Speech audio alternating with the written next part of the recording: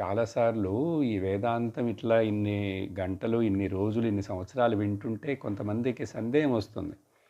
ఇది వింటే మాత్రం చాలా అండి? మరలా నేను వేరే ఏదైనా దీనికోసం ప్రత్యేకంగా ధ్యానం చేయమంటారా? యోగా చేయమంటారా? గుడికి ఆ గుడికి వెళ్ళి రమ్మంటారా ప్రత్యేకంగా? లేక ఈ పరిహారం ఏదైనా చేయమంటారా? ఈ గ్రహానికి ఏదైనా చెయ్యాలి అనేంటంటే నువ్వు చిక్కుకున్నావని అర్థం.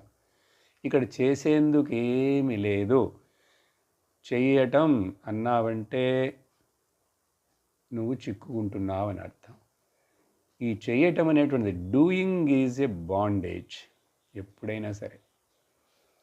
అందుకని వేదాంతాన్ని బాగా అర్థం చేసుకుంటున్నప్పుడు ఇంకా ఇక్కడ ఏదైనా చెయ్యాలి అనేటువంటి ప్రశ్న రానే రాదు అని చెప్పి